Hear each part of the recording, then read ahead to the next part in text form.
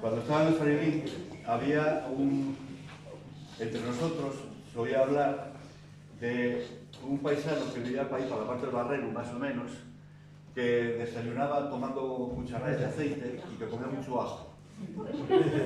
Para nosotros era una cosa un poco exótica aquello. Yo ni me imaginaba lo que podía ser desayunar con aceite y luego los huevos. Luego, más tarde, fui oyendo de otras personas, en ese entorno que hacían gimnasia, que estudiaban esperanto, que eran naturistas, que recomendaban a la gente que tomara el sol y en la medida de lo posible, incluso algunos de ellos eran nudistas. Pero eso era solamente la parte superficial de la historia. Luego ya me entero que por debajo había toda una corriente que era la corriente que representaba la CNT. Una corriente que para lo que estaba ahí era fundamentalmente para defender los intereses de las personas que vivimos de trabajar. Y a partir de ahí ya me fue sonando un poco más la película. Y aparece, luego, cuando yo empiezo de niño, un poco menos niño, a meterme en líos, cuando mi padre me reñía por ser revoltoso, en el sentido más excéntrico de la expresión, empezamos a parar algunos por aquí, por un ateneo que había justo detrás de nosotros, a nuestra espalda, en la calle que se llama ahora calle Marqués de Bolarque. Ahí había un ateneo donde había un paisano que, imaginaos, mirad las fotos, era un paisano firme, puesto con los pies en la tierra, asentado en sus ideas, asentado en su convencimiento y capaz de pelear por ellas con quien hiciera falta. Pero a la par, un paisano que discutía, peleaba, polemizaba, pero era extremadamente caballeroso. Jamás en la vida faltó al respeto a nadie. Y a partir de aquí ya vamos sacando por ahí información de otras cosas y más adelante, de cuando alguien pone en mis manos la autobiografía de Aquilino, y os explico bien cómo figura en el libro. Aquilino escribió o dictó, para que alguien lo mecanografiara, él escribió algo a máquina, pero parece que buscó ayuda en este sentido, hizo una recopilación de lo que él iba recordando, y hay que tener en cuenta que Aquilino no pudo nunca ir a la escuela. A los 12 años ya estaba trabajando con los albañiles. Eso no lo olvidó jamás en la vida. Siempre decía lo duro que había sido el trabajo. Y claro, al empezar a los 12 años con los albañiles, poco pudo ir a la escuela. Sin embargo, lo que hizo fue formarse muy profundamente y al final llegó a ser una persona con tanta capacidad que escribía en prácticamente todas las publicaciones sobre él que se ponían antiguos, y escribía de vez en cuando también, luego ya, después de que acabó la dictadura, en algunos periódicos comerciales. Y aquí, estamos hoy aquí precisamente porque Aquilino colaboró mucho con la Sociedad de Festejos de San Pedro y escribía con mucha regularidad en el portfolio de las fiestas. Si os fijáis en el libro, al final de todo, en las últimas páginas, aparece el último artículo que dejó escrito Aquilino para el portfolio de las fiestas. Entonces, cuesta un poco explicarlo a la gente de fuera que no entiende muy bien lo que yo langreo, porque en un portfolio donde se habla de fiestas, de los fuegos artificiales, de la reina y de todas esas cosas, Aquilino publica un artículo a título póstumo que se titula Melquiades Álvarez y la bola de 17 Asturias.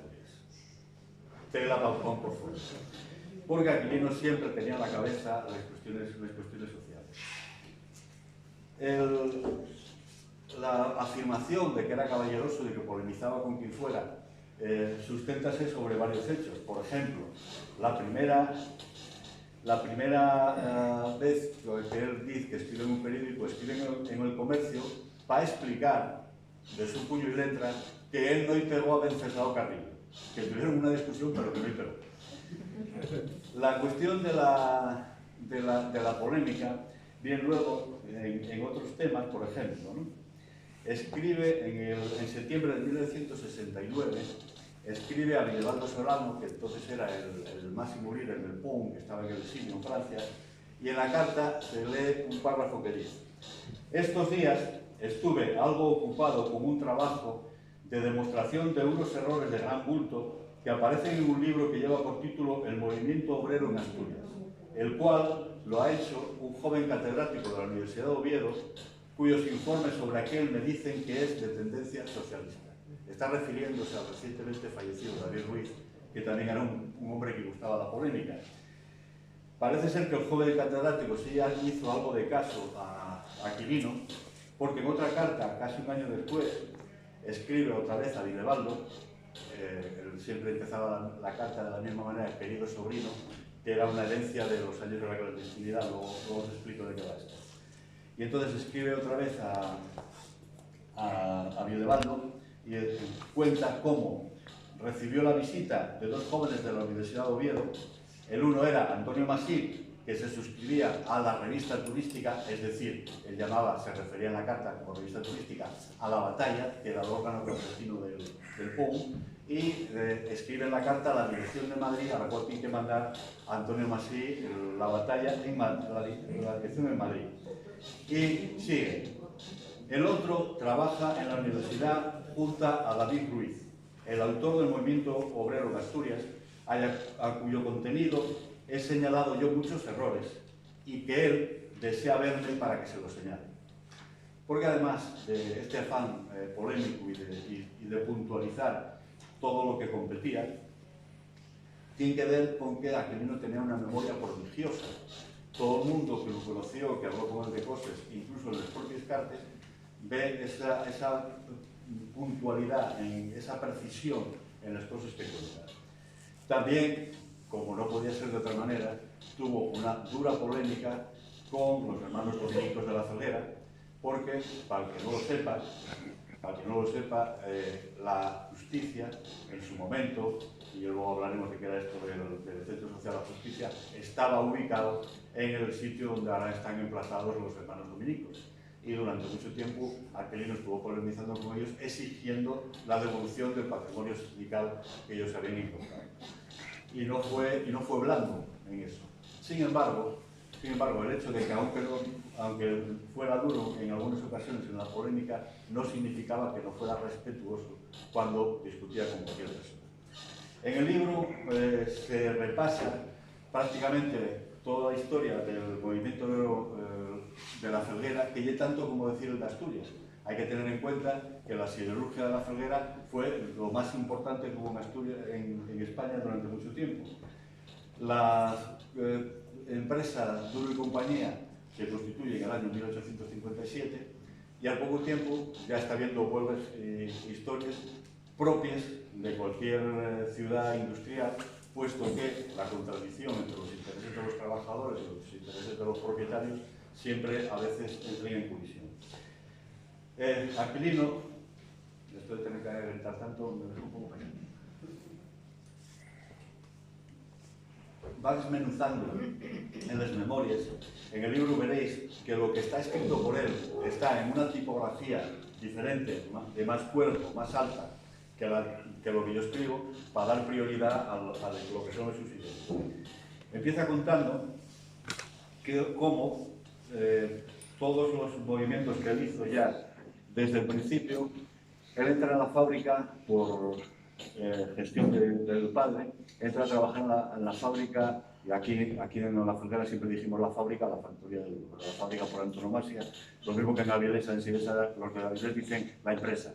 Nosotros siempre dijimos la fábrica, aunque había muchas, pero esa era la fábrica por antonomasia de todo lo que quería. Él entra a trabajar allí con 15 años y cuenta ese nombre.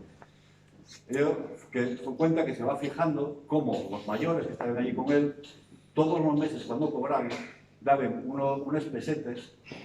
Acordaos que la peseta era una moneda que teníamos antes, era el patrón monetario que teníamos, no hace mucho. Daban unas pesetas para sustento de una asociación que se llamaba La Justicia, que era ni más ni menos que una asociación de ayuda mutua. Los trabajadores en un principio iban asociándose por proximidad para defenderse de las tropelías que podían cometer los patronos, o para ayudarse en casos de necesidad, o para sustentar aquellos problemas económicos que pudiera haber. Recordar que instituciones como Montepío de la Minería parten de una viejísima tradición que era que cuando se mataba un minero, los trabajadores daban una parte de la su paga para sustentar a la viuda y a los hijos. O sea, todo eso viene de sociedades de ayuda que luego fueron creciendo hacia lo que hoy conocemos como las centrales sindicales. Entonces, el Centro de la Justicia, que se crea a principios del siglo pasado, tenía en el inicio tenía una sede que estaba enfrente de la fábrica, a la altura, si os acordáis, al principio de la calle Melquiades Álvarez, había una farmacia que era de Rodríguez Ponga. Ahí había un edificio que pertenecía a esa familia, a los Rodríguez Ponga, y ahí tenían alquilado los ramos. Entonces ellos van luego cotizando y trabajando, compren una parcela, y en esa parcela luego hacen un edificio que es el que está representado en este cuadro tan magnífico que nos hizo el amigo Manu. Y de ahí ya eso va creciendo hasta que luego se constituye formalmente la CNT. Y no voy a, aunque el libro está contemplado toda esa historia, voy a dejar que vosotros lo vayáis leyendo y voy a incidir solamente en aquellas cosas que yo considero que hay que profundizar, aprovechando que tengo en la mesa a dos historiadores. Primero, la huelga de 1912. La huelga de 1912, que en la página 107 tenéis, lo defino como la huelgona, aunque no dice nada, porque huelgones en Asturias hubo a punta pala. Sobre todo aquí y en el caudal, huelgones de estos que duraran 6 meses o 9 meses parecía una cosa normal. Una huelga que durara 3 o 4 meses parecía una tontería, no se daba mucha importancia. Bueno, esta huelga, de una huelga que se desarrolla fundamentalmente por solidaridad. Y la cuestión no hay ninguna tontería. Empieza el tema en los talleres de construcción. Recordad, los talleres de construcción son los que están detrás de la estación de Renfe, que queda ahí donde más o menos ahora pretenden hacer un centro comercial o no sé qué historia. Eso era otra empresa que era en su día los talleres del Conde Sizo, que luego compró Duro Felguera aprovechando un momento de crisis de la empresa. Bien, entonces ahí en el año 12 se produce la siguiente circunstancia. Los trabajadores, normalmente, si la producción lo exigía, doblaban. Era una cosa bastante habitual. Claro, doblar, teniendo en cuenta que la jornada de 10 o de 12 horas, pues era una tarea un poco dura. Entonces, hay un grupo de trabajadores que en un momento determinado se niega a doblar.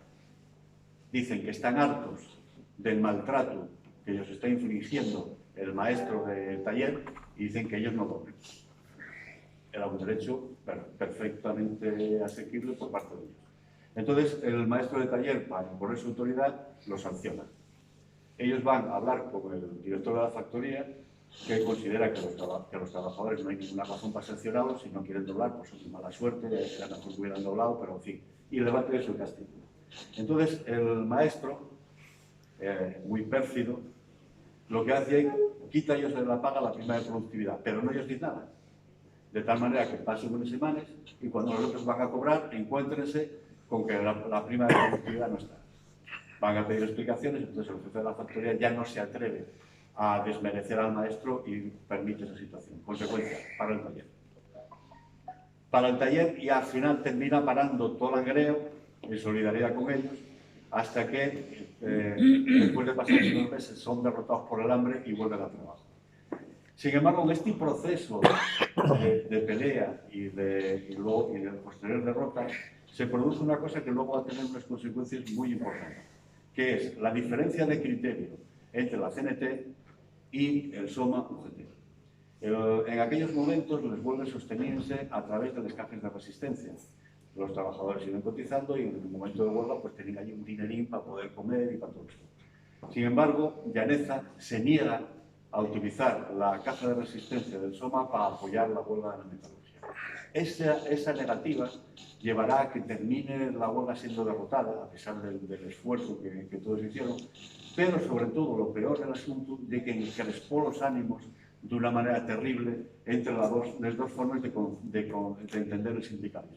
El sindicalismo de acción directa y el sindicalismo de negociación con la patronal, que llevaba en este caso, como dijeron los líderes de la CNT en aquel momento, decir, dejaos de negociar en nuestro nombre. O sea, nosotros somos trabajadores que estamos de huelga y si hay que negociar con la patronal, ya negociaremos nosotros. ¿Qué os metéis vosotros en esta película?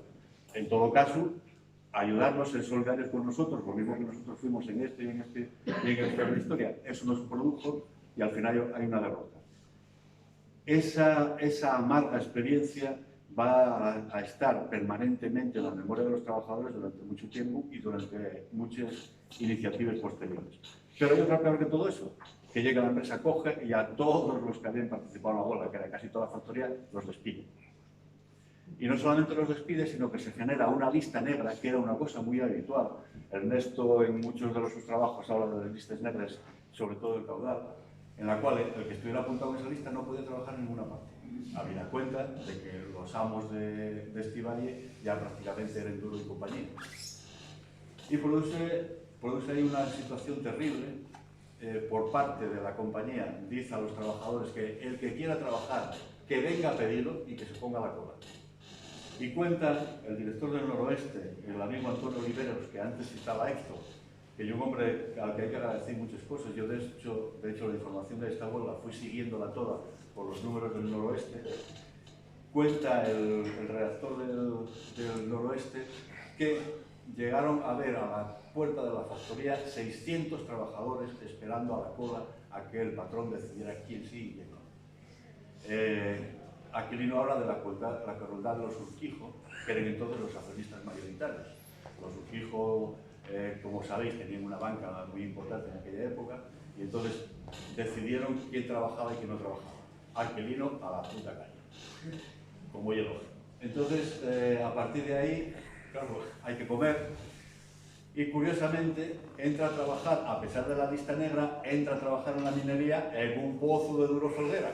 Cambió el nombre y se acabó la historia. Y ahí estuvo trabajando. En ese momento, Aquilino deja de ser un afiliado al sindicato del metal que pertenecía a la CNT y pasa a ser un afiliado al sindicato de la minería.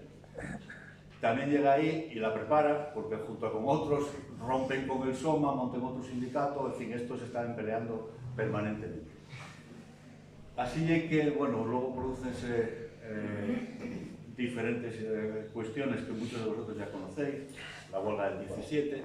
Quiero pararme en el 34, primero por la constitución de la Alianza Obrera. La Alianza Obrera fue una institución importantísima para el conjunto de los trabajadores. La Alianza Obrera nace en Cataluña, donde una serie de organizaciones sindicales y políticas firmen un pacto conforme al cual van a defender conjuntamente los intereses de los trabajadores y posteriormente esa firma, de una manera gradual, se va firmando, esa firma se va haciendo en Asturias. En la Alianza Obrera se decía específicamente que solamente podían estar dentro de ella las organizaciones que fueran de carácter obrero. Cualquier organización que tuviera algún tipo de relación con partidos o instituciones de carácter burgués no podía entrar en la alianza y que ni se acercara. Fue la Alianza Obrera quien protagonizó la insurrección de 1934. Sobre la insurrección del 34, no está, aunque hay muchos tipos, todavía no es suficiente. Ernesto también insiste en que hay que seguir profundizando por ahí, pero hay que ver la situación, porque hay una situación que a nosotros, tal y como estamos hoy, no nos resulta difícil de entender. Algunas personas, por ejemplo, la última vez que coincidimos en un acto público con Antonio Masí, decía que hay un sector del Partido Socialista Obrero Español que se arrepiente de haber participado en la alianza, no en la alianza obrera, en la insurrección del 34, porque lo consideraba un golpe de Estado antidemocrático. Pongámoslo en su contexto. Desde los años 20, la patronal, el Fomento del Treball en Cataluña, tenía pistoleros para matar a los sindicalistas que defendían los derechos de los trabajadores.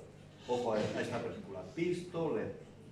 Y con ellos estaba dirigiéndolo un militar que se llamaba Martínez Anido, que tenía un paralelismo curioso con otro militar, un tal Francisco Franco, que conocimos luego. Era del Ferrol, procedían los dos de África, eran muy amigos, y Martínez Anido llegó a ser ministro del Interior con Franco. Bien, estos no solamente tenían pistoleros para matar a los dirigentes, pues mataron a muchos, como por ejemplo Salvador Seguí, el novio del Sucre, que fue uno de los grandes líderes del sindicalismo, y además tuvieron el conde Güell, pagó a una familia para que pusiera bombas por Barcelona para acusar a los anarquistas de hacer esto. Eso produce en los años 20. En los años 30, recordad que Mussolini toma el poder en Italia. Mussolini no era precisamente un amigo de los trabajadores. En Austria, el canciller se dedica también a dar palos a los obreros. Hitler, antes de dedicarse a matar judíos, mató comunistas. En Portugal hay un golpe de Estado que derriba la República y declara el Estado Novo.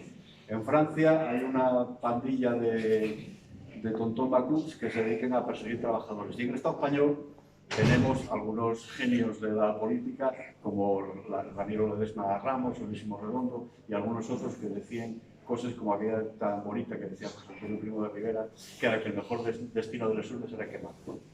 Este era el ambiente. En ese ambiente se produce la posibilidad de que esta gente entre en el gobierno, y entonces los trabajadores, como una medida de prevención quirúrgica, dan un golpe para evitar que esto suceda. En el 34 Asturias queda sola y al final termina esto en una derrota y tiene que salir todos por pies. Aquilino no participó en eso, como muy bien explicaba Ernesto, él estaba entre la gente que siguió manteniendo la fábrica, pero en esos momentos, como suele pasar en todos los momentos de agitación, siempre hay algunos excesos por parte de algunos, y Aquilino, como otros, como el caso de Rossi, que decía, nosotros vamos a luchar, pero no somos asesinos, nosotros respetamos a los que tenemos aquí prisioneros. Eso serviría para que luego en el futuro Aquilino no lo pasara tan sumamente mal como se podría esperar. A pesar de todo, cuando entren los tropes golpistas el 21 de octubre del 37 en la Zorrera, un mes después lo detienen y va de boca en boca de una cárcel a otra. Y aquí produce una circunstancia curiosa, que está reflejada también en el libro. Tenéis ahí el Consejo de Guerra, donde hay un juez instructor, además muy listo, prepárenlo todo, en 24 horas hacen la acusación, la defensa, entonces recogen todos los documentos y ya está, para la cárcel él y los otros fusilados. Si veis ahí los documentos, veréis que es muy divertido porque todos los que testifiquen y que afirmen, uno detrás de otro, afirmen exactamente lo mismo que el anterior. Es decir, tienen que es un papel y fijaros, firma aquí. Pero produce una circunstancia que es que ante lo que estaba pasando a Aquilino en aquel momento, pues malos tratos, de cárcel en cárcel, la mujer se mueve y consigue que algunas personalidades de la derecha felguerina testifiquen en su favor, por escrito. Y tenéis aquí dos documentos muy curiosos. En la página 143, uno firmado por dos padres dominicos, con los cuales luego polemizaría. Y en la página 144, otro firmado por otras personalidades con apellidos ilustres, entre los cuales estaba un Esteban Recé, que seguramente algunos de vosotros conoceréis. Después de eso, al poco tiempo, ya cuando unos años después sale de la cárcel, inmediatamente Aquilino vuelve otra vez a la actividad y tiene la suerte de poder vivir lo suficiente para pasarles banderas a los compañeros de la CNT que estuvieron con él y, como decía él, se emocionó cuando ellos pasaron. Y por otra parte pudo presidir el primer meeting autorizado, que no legal, el primer meeting autorizado de la CNT en el Estado español. Fue la primera vez que la CNT apareció en público, fue en la Felguera y fue en la sala de fiestas Manacor, que todos conocéis. Allí Aquilino, acompañado de Lutero Quintanilla, Antonio Bermejo, Ramón Albert Palomo, José Manuel Barreal, que nos acompaña, pudo ver todo esto y vivir el tiempo suficiente como para ver que se empezaba a reconstruir el sindicato por el cual él tanto había luchado. En el año 79, como nos va a pasar a todos, pues termina la vida de Aquilino. Sin embargo, antes del final de su vida, deja por escrito un testamento sobre la última voluntad de lo que él quiere que se haga, y deja suficientemente claro que él no cree en la Iglesia Católica y otras supersticiones, que pide que se haga un entierro civil. Y además una cosa curiosa, que deja escrito en qué periódicos tenía que publicar su esquela. En aquel momento la prensa en línea general es la prensa del movimiento, y él dice que se haga la esquela en el único periódico que él consideraba en aquel momento liberal, que era el Voz de Asturias. Esta mañana habréis visto seguramente un escrito de Julio José Rodríguez Sánchez hablando de la amistad que él tenía con Aquilino, de la caballerosidad de Aquilino, y que además se adhiere a esa propuesta que se hizo antes desde la mesa, que está ahí a vuestra disposición, de que se recojan todas las voluntades a favor de que el Ayuntamiento de Langreo reconozca a Aquilino con la presencia en el callejero. Creo que ya es justicia hacer eso.